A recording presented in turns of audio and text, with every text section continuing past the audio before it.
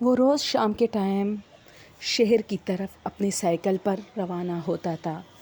اس کی ماں اسے بہت سارے انڈے، جو دیسی انڈے ہوتے ہیں گاؤں کے، وہ دیتی تھی تاکہ وہ بیچ کے آئے اور اس پر کچھ آٹا، کچھ سودا، گھر کے لیے کچھ راشن لے کر آئے۔ یہ 1995 کی بات ہے۔ ارشد ہر روز اپنے گاؤں سے شہر تک جاتا تھا، لیکن شام کے ٹائم روانہ ہوتا تھا۔ شام کے بعد جب اندھیرا ہوتا تھا تو اندھیرے میں وہ شہر پہنچ چکا ہوتا تھا۔ وہاں رات گزارنے کے بعد صبح وہ اپنے سودا بیچتا تھا اور اس کے بعد دوبارہ روانہ ہوتا تھا گاؤں کے لیے، جو کہ شام کے ٹائم پہنچ جاتا تھا۔ یہ اس کی روٹین تو نہیں تھی، لیکن ہفتے میں 2-3 بار ایسا ہی ہوتا تھا۔ وہ 12ویں جماعت کا طالب علم بھی تھا۔ وہ ایک اچھا انسان تھا، دل کا بہت زیادہ نرم۔ ایک مرتبہ وہ اسی طرح شام کے ٹائم شہر کی طرف روانہ ہوا۔ بہت سارے انڈے جو سائیکل پر آگے کی طرف ایک شاپر میں آویزاں تھی، وہ آرام سے سائیکل چلاتے ہوئے شہر کی طرف جا رہا تھا۔ بیچ جنگل میں پہنچ کے جب اس نے دیکھا تو ایک معصوم سی لڑکی جو کہ ایک درخت کے پیچھے سے ایسے جھانک کے اس کی طرف دیکھا اور پھر باہر آ کے اس کو اشارہ دیا کہ روکے۔ یہ بغیر کسی جھجک اور گھبراہٹ کے رک گیا۔ اس نے کہا، کیا آپ مجھے شہر کی طرف لے جا سکتے ہو؟ رات آنے والی ہے اور میں یہاں اکیلی ہوں، مجھے شہر جانا ہے۔ ارشد نے جواب دیا، ٹھیک ہے، آ جاؤ بیٹو، بغیر کسی گھبراہٹ کے۔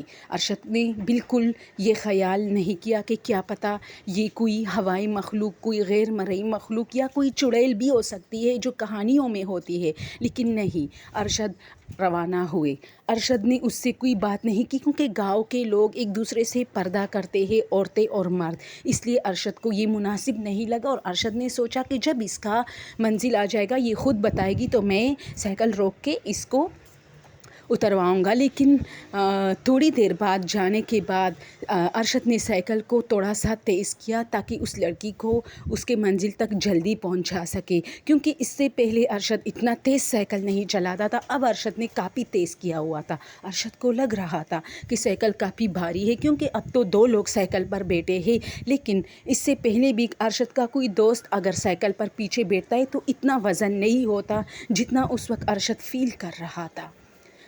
اسی طرح 2-3 گھنٹے بعد جب ارشد شہر پہنچا تو اس نے پیچھے مڑ کے دیکھا تاکہ لڑکی سے پوچھے کہ بھئی تمہیں کہاں اترنا ہے، لیکن لڑکی تو نہیں تھی، لڑکی غائب ہو چکی تھی۔ ارشد نے سوچا چلو اس کا منزل پہنچ چکا اور کسی جگہ پر وہ اتر چکی ہے جس کا مجھے علم نہیں ہے۔ ارشد نے جا کے اپنا سودا وغیرہ سب کچھ بھیجا اور گھر کے لیے آٹا اور راشن کی کچھ دالیں وغیرہ لی اور صبح ہونے کا انتظار کرنے لگا۔ تقریباً بس صبح ہی ہو رہی تھی۔ ارشد نے ایک کیفے میں چائے پی اور وہاں سے روانہ ہوئے۔ ارشد گاؤں کے لیے روانہ ہوئے۔ اب یہ دن کے دوپہر کے ٹائم ارشد گاؤں کے اس کچے روڈ پر پہنچی جہاں پر یہ لڑکی اس کے ساتھ سائیکل پہ سوار ہوئی تھی۔ اب ارشد کیا دیکھتا ہے کہ لڑکی ایک اور سائیکل والے سے مدد لے رہی ہے شہر جانے کی۔ ارشد کو اپنی آنکھوں پہ یقین نہیں آ رہا تھا۔ ارشد نے سوچا یہ تو ابھی رات کو میرے ساتھ گئی، یہ کس ٹائم واپس آ گئی ہے؟ خیر، ارشد نے سوچا آ گئی ہوگی، اس کو بھی کوئی کام ہوگا گاؤں میں، اس لیے ارشد اپنا راستہ چینج کر کے، یعنی جو راستہ اس کے گھر تک جاتا تھا اس کی طرف موو ہوا۔ پھر اسی طرح 2-3 دن بعد پھر سے ارشد شام کے ٹائم روانہ ہوئے۔ شام کے ٹائم روانہ ہونے کے بعد جب وہ جنگل کی اسی کچی روڈ پر پہنچے تو وہ لڑکی پھر سے کھڑی تھی اور ارشد سے لفٹ مانگ رہی تھی۔ ارشد کو پتا تھا کہ وہ تو یہی کہے گی نا کہ شہر تک جانا ہے، اس لیے ارشد نے بغیر کچھ کہے یا سمجھے سائیکل روک دی اور وہ پیچھے بیٹھ گئی۔ چلتے چلتے ارشد سوچنے لگا کہ اس دن یہ بغیر مجھے بتائے سائیکل سے اتر گئی تھی، کیا آج بھی ایسا کرے گی؟ لیکن نہیں، ارشد میں بات کرنے کی ہمت نہیں تھی، اس لیے ارشد خاموشی سے سفر طے کرتا رہا۔ شہر پہنچتے ہی ارشد نے جب پیچھے مڑ کے دیکھا اور ان سے پوچھنے لگا کہ کہاں اترنا ہے تو وہ پھر سے غائب تھی۔ ارشد حیران تھا، یہ کیسی لڑکی ہے، جب بیٹھنے کے لیے آتی ہے تو پوچھتی ہے، لیکن جب اترتی ہے تو پوچھتی ہی نہیں ہے۔ لیکن ارشد نے اپنا کام کیا اور واپس گاؤں کی طرف روانہ ہوا۔ پھر ارشد نے راستے میں دیکھا کہ وہ کسی سے مدد مانگ رہی ہے اس کچی روڈ پہ، لیکن ارشد نے پھر اگنور کیا۔ تیسری دفعہ پھر اسی طرح 3-4 دن بعد جب ارشد اس کچی روڈ سے گزر رہا تھا، اس وقت شام کا ٹائم تو نہیں تھا لیکن اندھیرا چھانے والا تھا، یعنی دیر ہو گئی تھی ارشد کو شہر کے لیے نکلنے میں۔ ارشد نے دیکھا کہ وہ لڑکی کھڑی ہے تو ارشد تھوڑا سا گھبرایا کہ یار یا تو اس کے ساتھ کوئی مسئلہ ہے اور یا یہ کچھ اور ہے۔ خیر ارشد کے پیر جو ہے ہونٹ سلے ہوئے تھے۔ ارشد کی ایک عادت تھی کہ وہ کسی کے سامنے جب بھی جاتا تھا زیادہ بول نہیں پاتا تھا، اس لیے لڑکی نے جیسے ہی ایسے اشارہ کیا جیسے وہ ارشد کو برسوں سے جانتی ہو، تو ارشد نے بھی سائیکل روک دی اور وہ پیچھے بیٹھ گئی۔ اب ارشد سارے راستے میں سوچتا رہا کہ ان سے پوچھوں کہ آخر وہ بغیر پوچھے کیوں اترتی ہے۔ جیسے ہی ارشد نے ان سے کہا کہ میں جب بھی دیکھتا ہوں آپ کو، آپ جب بھی میرے سائیکل پر سوار ہوتی ہے تو پھر بنا پوچھے آپ سائیکل سے کہاں اترتی ہے۔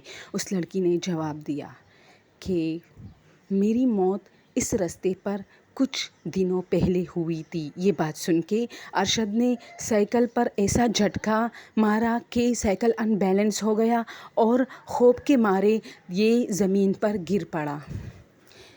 اس لڑکی نے اس کے کان میں یہ بھی کہا تھا گرتے گرتے کہ میں چاہتی ہوں کہ میں شہر جاؤں اور اپنے گھر والوں سے ملوں، کوئی ہے جو میری لاش کو میرے گھر والوں تک پہنچائے، کیونکہ میری لاش آج تک میرے گھر والوں کو نہیں ملی۔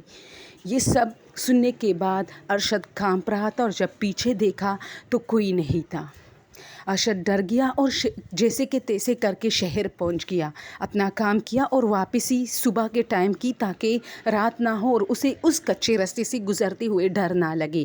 اس کچے راستے تک پہنچتے پہنچتے دوپہر کا ٹائم ہو گیا تھا۔ ارشد نے دیکھا کہ وہ لڑکی کھڑی ہے اور کسی سے لفٹ مانگ رہی ہے۔